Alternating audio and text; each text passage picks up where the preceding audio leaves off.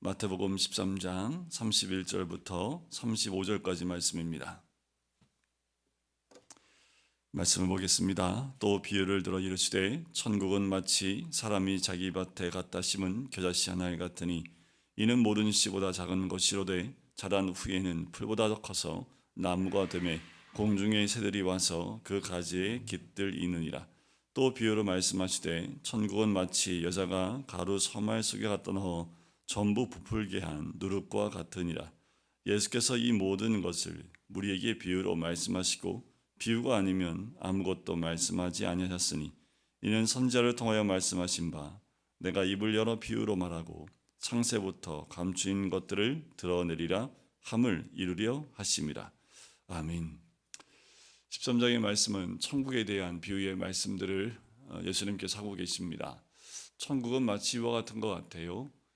천국은 구원과 같다는 생각이 듭니다. 구원은 이미 우리 가운데 이루어졌지요. 천국이 마찬가지입니다. 천국은 씨를 밭에 뿌린 것과 같지요. 이 씨는 말씀의 씨를 의미합니다. 심겨지는 것을 의미했다는 건 뭐냐면 천국이 이미 이루어졌다는 사실입니다. 그것이 이 천국의 세 가지 가운데 첫 번째고요. 또 한 가지는 천국은 현재 내 안에서 이루어져 가고 있다라는 거지요. 지금 씨 뿌리는 비유나 가라지 비유가 다 그래요. 지금도 그 천국은 이루어져 가고 있다라는 거지요. 현재적인 천국입니다. 천국은 죽어서 미래에 가는 것이 아니라 지금 현재에서 이루어지고 있다라는 것을 우리 주님은 비유로 우리에게 말씀해 주고 있지요. 하지만 우리는 천국의 실체를 알지 못합니다. 천국은 이미 시작되었고 지금 내 안에 자라고 있지만 천국을 다 아는 사람은 없다는 특징이 있지요. 우리가 천국을 누리고 있는 사람도 있지만 우리가 천국을 누리고 있다고 느끼기도 할 수 있지만 그것을 다 아는 사람은 없다는 사실이지요. 천국의 또 세 번째 특징이 있다면 천국은 그날에 완성된다는 특징이 있습니다.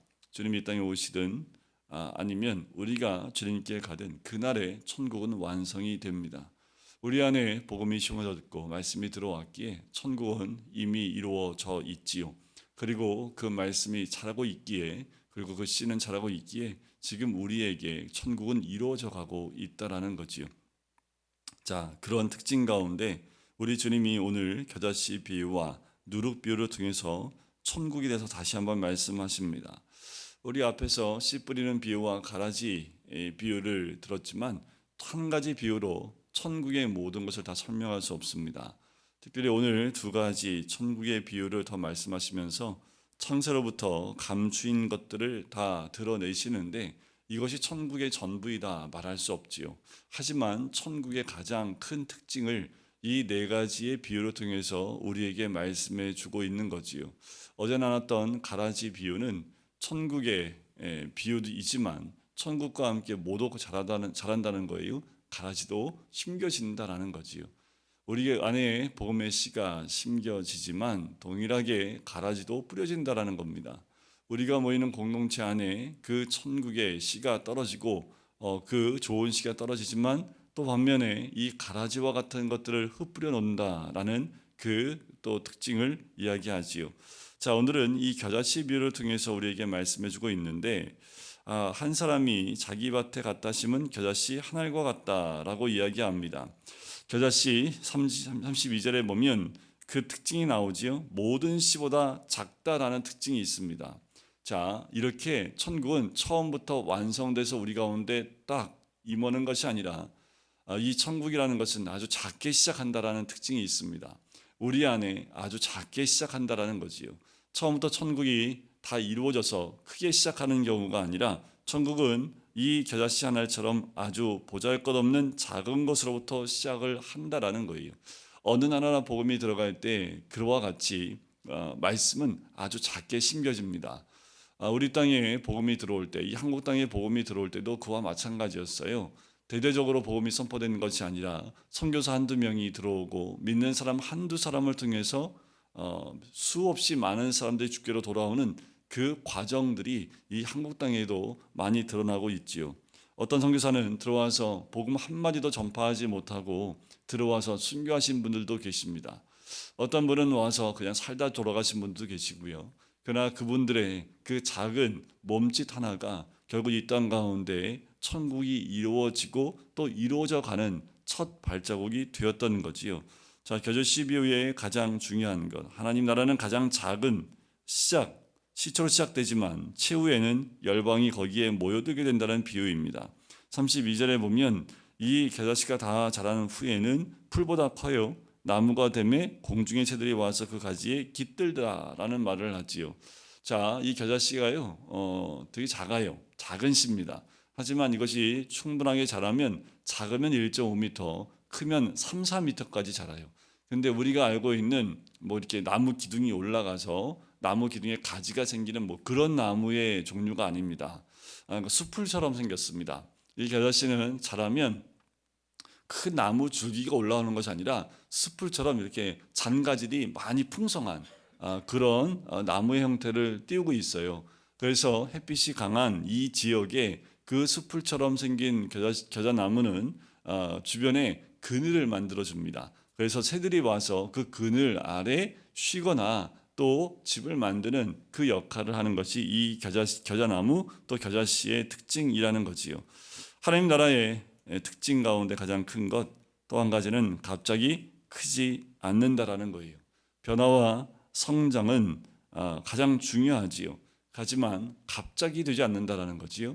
아주 천천히 작은 것부터 점점점, 하지만 다 자랐을 때 그 크기나 그 넓이는 모든 열방이 다 그 안에서 쉼을 얻을 만큼 크게 자라난다라는 겁니다. 또한 씨의 개념으로 계속해서 천국을 이야기하시는데 씨 뿌리는 비유나 또 겨자씨 비유나 그리고 이 앞에 있었던 가라지 뭐 그 비유를 통해서 한 가지 천국에 대한 부분을 이야기할 때 이 씨 안에 있는 생명에 대한 부분들을 또 한번 강조합니다. 이 씨가 여러분들 뉴스에서 한번 본 적이 있는데 이집트에서 보면 뭐 피라미드에 보면 옛날 정말 몇천 년 전에 죽었던 왕들의 무덤들이 나오지요. 그런데 거기에서 출토된 가운데 뭐가 나온 게 있냐면 항아리 속에 씨가 들어가 있었다고 합니다. 그러니까 얼마나 오래된 거예요? 수백 년이 아니라 수년이 된 거지요. 그 씨가 자랄 수 있었을까요? 못 자랄까요? 자랍니다. 이게 놀라운 사실인데 1000년이 넘었고 수년이 지났는데도 그 씨를 심고 수분을 주고 똑같이 경작하는 것으로 갔더니 그 씨 안에서 생명이 나왔다는 거죠. 참 놀라운 사실입니다. 그래서 씨의 개념을 이야기할 때, 씨를 이야기할 때 주님의 부활로 예수님께서 요한복음 12장에 한 알의 밀이 땅에 떨어져 죽지 아니하면 열매를 맺지 못한다는 그 말씀처럼 씨가 오랜 기간 지난 다음에도 조건만 맞으면 그 안에 있는 생명력이 나와요. 근데 그 생명력은요 작지만 그 안에 변화와 또 성장이 이루어진다는 특징이 있다는 거지요. 자, 겨자씨 비유 아주 작은 또 이 겨자라는 것은 이 씨보다 더 작은 씨가 있겠지요. 그런데 이 중동 지방 특별히 이 지역에서 겨자씨가 가장 작다라는 표현을 쓰는 건 뭐냐면 관용구로 쓰고 있는 겁니다. 가장 작다라는 표현을 쓸 때 겨자씨와 같다라는 그 말을 쓴다라는 거지요. 예를 들면 우리가 도토리 키재기라고 하면 도토리보다 더 작은 게 없어서 그런 게 아니라 우리가 그냥 관용구로 쓰는 거지요. 키가 작은 것을 표현할 때 도토리 키재기다라고 쓰는 것처럼 이 겨자씨도 마찬가지입니다. 겨자씨가 아주 작은 씨다 그런 의미보다는 작은 씨지만 그것이 자라면 굉장히 크게 자랄 수 있다는 것에 좀 포인트가 있는 거지요. 자, 33절에 보면 또 다른 비유가 하나 더 나오지요. 천국은 마치 여자가 가루 서말 속에 갖다 넣어 전부 부풀게 한 누룩과 같다. 한 절로 천국을 설명하고 있는데 누룩 비유를 보면 몇 가지 의미가 있습니다. 자, 천국은 거듭난 사람들을 통해서 세상을 변화시킨다는 특징이 있습니다. 자, 겨자씨와 누룩의 비유의 차이점은 뭐냐면 겨자씨는 그 씨 자체가 성장하는 것에 포인트가 있다면 누룩은 다른 것을 변화시킨다는 것에 특징이 있습니다. 다 천국을 의미해요. 겨자씨는 씨 자체의 성장, 하지만 누룩은 누룩 자체보단 누룩 주위를 변화시켜 나간다라는 그 특징이 있지요. 자, 천국은 자체가 변화될 뿐 아니라 주위도 또 세상도 변화시킨다라는 것을 우리에게 말씀해주고 있습니다. 그리스도 안에서 풍성한 삶을 누릴 때에 생명력이 밖으로 퍼져나가게 된다는 것을 의미해요. 우리 안에 씨가 심겨져서 그 씨로 우리 안에 그리스도의 그 생명력이 내 안에 시작되어진다면 그것은 내 주위를 변화시키는 것으로 나아가는 것, 그것이 바로 천국의 또 하나의 특징이기도 하지요. 또 누룩비를 통해서 뭘 말씀하냐면 누룩에 번식하는 능력입니다. 누룩은 이스트잖아요. 부풀게 하는 능력이 있습니다. 번식 능력이 굉장히 강합니다. 말씀의 능력, 복음의 능력은 바로 변화시키는 것. 내가 아니라 내 속에 거하시는 그 예수 그리스도의 말씀이 나를 통해서 내 주위에 있는 모든 것들을 변화시키는 능력이 있다라는 거지요. 바로 번식하는 능력입니다. 세 번째 특징이 있다면 누룩은 퍼지는 방법입니다. 자, 누룩은 어떻게 퍼집니까? 소리가 나지 않습니다. 자고 일어나면 어느 순간에 그 누룩이 들어가 있는 모든 부분들이 부풀러 있는 것을 보게 되지요. 그러니까 이 누룩은 변화하는 그 변화에 소리 없이 일어나고 있다라는 거예요. 그냥 들어가면 자연스럽게 어떤 소리도 없이 그 모든 주변에 있는 것들을 변화시키는 능력이 있다라는 거지요. 천국은 이와 같다라는 겁니다. 천국을 누리는 사람이 그냥 내 주변에 살고 있다면 그 사람을 통해서 내 주변에 있는 모든 사람들이 천국을 경험할 뿐만 아니라 천국이 되어져 간다라는 거지요. 중요한 건요, 내가 천국 가운데 있느냐, 또 내 안에 천국이 있느냐, 이것이 중요한 거지요. 내 안에 천국이 있다면 내 안에 그 천국이 점점 자라납니다. 또한 그 천국을 내가 누리고 산다면 나를 통해서 그 천국이 점점 번져나가고 주변에 있는 사람들이 그 천국화 되어지는 것을 경험하게 되는 것, 그것이 오늘 겨자씨 비유와 그리고 누룩 비유의 가장 큰 특징이지요. 예수님은 이 말씀을 통해서 감춰진 천국의 비밀을 우리에게 알려주고 있습니다. 하지만 그 천국을 다 알 수 없지요. 예수님은 천국을 다 아시겠지만 천국을 직접적으로 말씀하지 않습니다. 왜일까요? 우리가 다 알 수 없지요. 그래서 우리가 깨달을 수 있을 만큼 이 천국을 비유로 우리에게 알려주고 있지요. 중요한 것은 천국은 마지막에 완성되지만 이미 우리의 삶 가운데 시작되어졌고 그 천국은 더 커져가고 있다는 것. 그리고 마지막 때에 그것이 완성되게 될 때 그 천국은 우리 눈으로 직접 보는 그 천국은 바로 우리의 삶 가운데 또 우리가 들어갈 가운데 모든 것을 깨닫고 알게 되는 천국으로 다가오게 될 줄 믿습니다.